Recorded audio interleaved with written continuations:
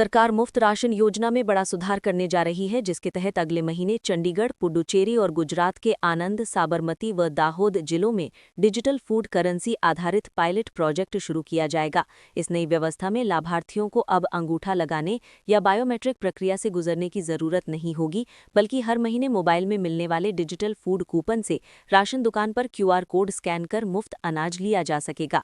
सरकार का कहना है कि इससे राशन वितरण में पारदर्शिता बढ़ेगी, तकनीकी दिक्कतों से राहत मिलेगी और ये सुनिश्चित होगा कि सब्सिडी का लाभ सही लोगों तक सही तरीके से पहुंचे।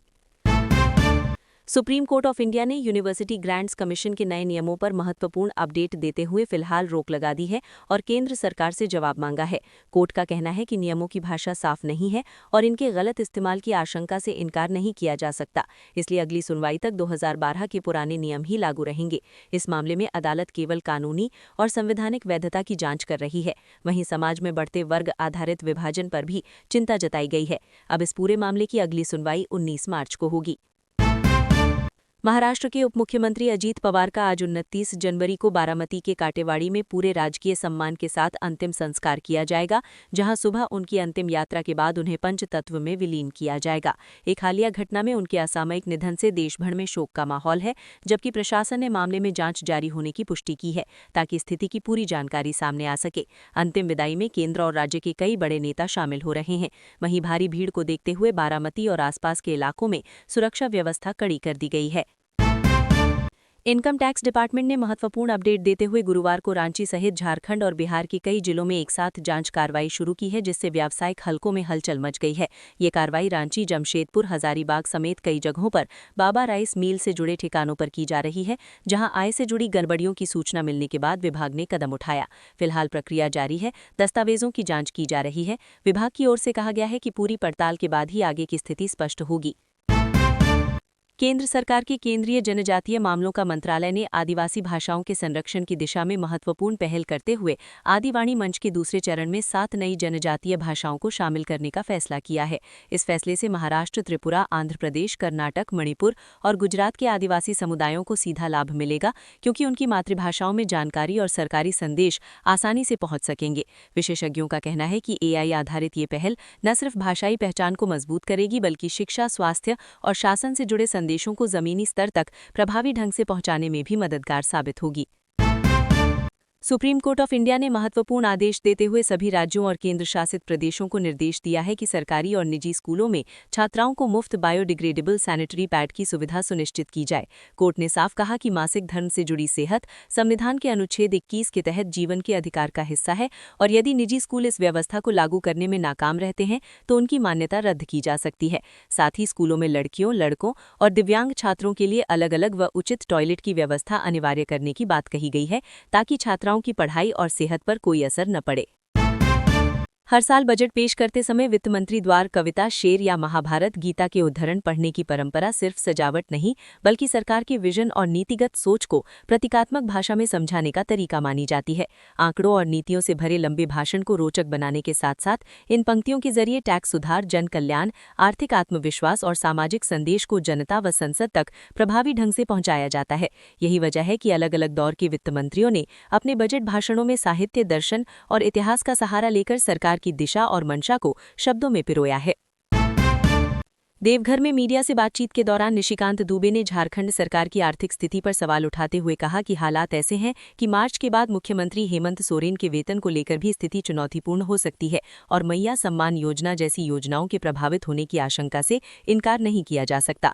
उन्होंने आरोप लगाया कि राज्य के पास विकास कार्यों के लिए पर्याप्त धन नहीं है और केंद्र से बकाया राशि को लेकर लगाए जा रहे आरोपों में दम नहीं है। जबकि UGC से जुड़े मामले पर उन्होंने कहा कि विषय फिलहाल सुप्रीम कोर्ट ऑफ इंडिया में विचाराधीन है और न्यायालय हर फैसला स्वीकार्य होगा। बिहार के गया जिले में महत्वपूर्ण अपडेट सामने आया है, जहां एक प्रतिबंधित प्रशिक्षण क्षेत्र में हुई घटना में एक नाबालिग की मौत हो गई, जबकि दूसरा गंभीर रूप से घायल हो गया। जानकारी के अनुसार सुरक्षा बलों की हालिया ट्रेनिंग के बाद इलाके में पड़े अवशेष उठाने के दौरान ये स्थिति बनी, जिसके बाद घायल को बेहतर इलाज के लिए अस्पताल भेजा गया। प्रशासन ने बताया कि क्षेत्र पहले से ही प्रतिबंधित था और मामले की जांच जारी है। वहीं केंद्रीय रिजर्व पुलिस बल से जुड़ी ट्रेनिंग प्रक्रिया और सुरक्षा मानकों की भी समीक्षा की जा रही है। कुवैत से दिल्ली आ रही इंडिगो की एक उड़ान को लेकर महत्वपूर्ण अपडेट सामने आया है, जहां उड़ान के दौरान संभावित खतरे की सूचना मिलने पर विमान को अहमदाबाद के सरदार वल्लभ भाई पटेल इंटरनेशनल एयरपोर्ट पर एहतियातन इमरजेंसी लैंडिंग कराई गई है। फ्लाइट में सवार करीब 180 पैसेंजर्स को सुरक्षित बाहर निकाल लिया गया है और किसी के घायल होने की कोई सूचना नहीं है। सुरक्षा एजेंसियां तय प्रोटोकॉल के तहत विमान और पैसेंजर्स के सामान की जांच जारी रखे हुए हैं, जबकि अधिकारियों ने बताया है कि स्थिति पूरी तरह नियंत्रण में है। बाकी उड़ानें सामान्य रूप से संचालित हो रही हैं। महाराष्ट्र की डिप्टी सीएम अजीत पवार की अस्थियां आज बारामती की संगम नदी में विधि विधान से विसर्जित की गई, जहां परिवारजनों और पार्टी नेताओं ने उन्हें श्रद्धांजलि दी। इस मौके पर उनके करीबी सहयोगियों ने बताया कि अजीत पवार की अंतिम इच्छा एनसीपी के दोनों गुटों को एक साथ लाने की थी, जिस पर पार्टी स्तर पर बातचीत चल रही थी। वहीं उनसे जुड़ी हालिया घटना को लेकर राज्य सरकार ने सीआईडी महाराष्ट्र जांच के आदेश दिए हैं, जबकि तकनीकी पहलुओं की पड़ताल के लिए संबंधित एजेंसियों की जांच जारी है और आगे की कार्रवाई रिपोर्ट के आधार पर तय की जाएगी। Indian institute of technology Delhi ने अपने 68वें स्थापना दिवस के मौके पर महत्वपूर्ण पहल करते हुए पहली बार एल्यूमिनाई इम्पैक्ट रिपोर्ट जारी की है, जिसमें पिछले 6 दशकों में लगभग 65,000 पूर्व छात्रों के योगदान को विस्तार से सामने रखा गया है। रिपोर्ट के मुताबिक आईआईटी दिल्ली के एल्यूमिनाई स्टार्टअप्स कॉरपोरेट, रिसर्च, शिक्षा, प्रशासन और सामाजिक क्षेत्रों में देश दुनिया में प्रभाव छोड़ रहे हैं और हजारों नौकरियों का सृजन कर चुके हैं। संस्थान ने साथ ही आईआईटी दिल्ली विजन 2035 का खाका भी साझा किया, जिसके तहत मल्टी कैंपस मॉडल, अत्याधुनिक रिसर्च, इनोवेशन और वैश्विक स्तर के शिक्षा केंद्र के रूप में आगे बढ़ने की तैयारी की जा रही है। 3 फरवरी को नीतीश कुमार के नेतृत्व वाली सरकार अपना पहला पूर्ण बजट पेश करने जा रही है, जिसे अब तक का सबसे बड़ा बजट माना जा रहा है। अनुमान है कि बजट का आकार 3.5 लाख करोड़ रुपए से ज्यादा का हो सकता है, जिसमें नौकरी, रोजगार, शिक्षा, स्वास्थ्य, उद्योग, बिजली और सामाजिक कल्याण योजनाओं पर विशेष जोर रहेगा। सरकार के चुनावी वादों, 1 करोड़ रोजगार के लक्ष्य, महिलाओं और गरीब परिवारों के लिए योजनाओं, साथ ही इंफ्रास्ट्रक्चर विकास को लेकर बड़े प्रावधान होने की उम्मीद है, जबकि राजस्व जुटाना सरकार के लिए इस बजट की सबसे बड़ी चुनौती मानी जा रही है। सुप्रीम कोर्ट ऑफ इंडिया ने देश भर में तेजाब से जुड़ी घटनाओं के मामलों में हो रही देरी और बड़ी संख्या में केस लंबित रहने पर महत्वपूर्ण टिप्पणी की है। कोर्ट ने कहा कि पीड़ितों को समय पर मुआवजा और राहत दिलाने के लिए आरोपी की संपत्ति जब्त करने जैसे सख्त कदमों पर भी विचार किया जाना चाहिए। सुनवाई के दौरान अदालत ने यह भी संकेत दिया कि ऐसे मामलों में प्रभावी निवारण और न्याय सुनिश्चित करने के लिए केंद्र सरकार को और मजबूत कानूनी व्यवस्था पर काम करना पड़ सकता है, ताकि पीड़ितों को जल्दी न्याय और पुनर्वास मिल सके। उमर अब्दुल्ला के नेतृत्व में जम्मू कश्मीर सरकार ने स्वच्छ भारत मिशन के तहत ग्रामीण इलाकों की साफ सफाई व्यवस्था मजबूत करने के लिए महत्वपूर्ण फैसला लिया है, जिसके तहत पंचायतों को मिलने वाले वार्षिक अनुदान का 10% हिस्सा ठोस कचरा प्रबंधन में खर्च किया जाएगा। इस कदम से गांवों में कचरा संग्रह, परिवहन, सेग्रीगेशन और रखरखाव की व्यवस्था बेहतर होगी, क्योंकि अब तक फंड की कमी के कारण बनाई गई व्यवस्थाएं ठीक से संचालित नहीं हो पा रही थीं। सरकार का मानना है कि इस फैसले से ग्रामीण स्वच्छता को स्थायी आधार मिलेगा और पर्यावरण और सार्वजनिक स्वास्थ्य से जुड़ी चुनौतियों पर भी प्रभावी नियंत्रण हो सकेगा।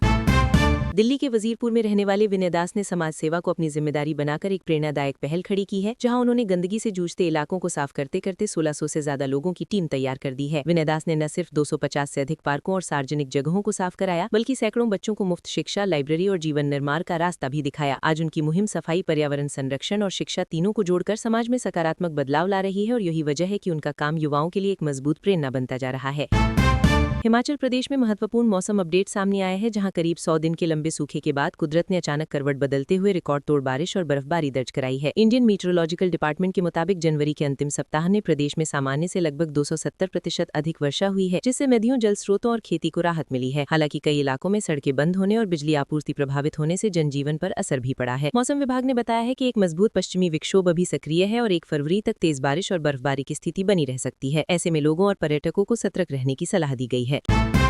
केंद्र सरकार ने भारत को सर्कुलर इकोनॉमी की दिशा में आगे बढ़ाने के लिए केंद्रीय पर्यावरण, वन और जलवायु परिवर्तन मंत्रालय द्वारा सॉलिड वेस्ट मैनेजमेंट रूल्स 2026 को नोटिफाई किया है, जो 1 अप्रैल 2026 से पूरे देश में लागू होंगे। नए नियमों के तहत कचरे की छटाई स्रोत पर ही 4 श्रेणियों गीला, सूखा, सैनिटरी और विशेष देखभाल वेस्ट में करना अनिवार्य होगा। वहीं ज्यादा कचरा पैदा करने वाली संस्थाओं और कंपनियों पर अतिरिक्त जिम्मेदारी तय की गई है। नियमों का पालन न करने पर जुर्माना और पर्यावरणीय क्षतिपूर्ति ली जाएगी, जबकि ऑनलाइन निगरानी व्यवस्था के जरिए कचरे के संग्रह से लेकर निस्तारण तक की ट्रैकिंग की जाएगी, जिससे कचरा प्रबंधन में पारदर्शिता और सख्ती दोनों बढ़ेंगी।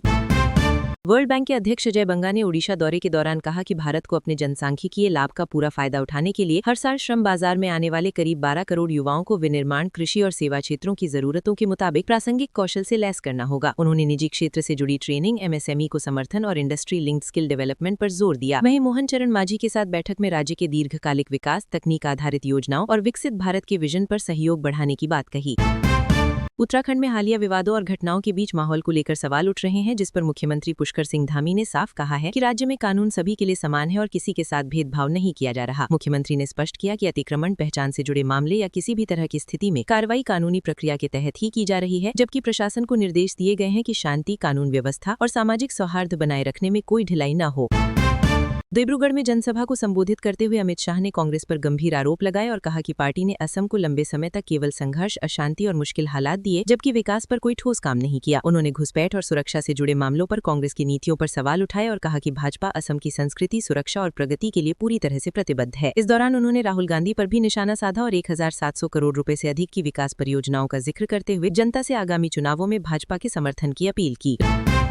रांची में आयोजित 69th national school hockey championship में मेजबान झारखंड ने शानदार खेल दिखाते हुए बालक और बालिका दोनों वर्गों में सेमीफाइनल में जगह बना ली है। क्वार्टर फाइनल मुकाबलों में झारखंड की बालिका टीम ने छत्तीसगढ़ को एक तरफा मुकाबले में हराया, जबकि बालक टीम ने मध्य प्रदेश पर जीत दर्ज की। अब 3 फरवरी को सेमीफाइनल और फाइनल मुकाबले होंगे, जहां घरेलू मैदान पर झारखंड की दोनों टीमों से खिताब की मजबूत उम्मीद है।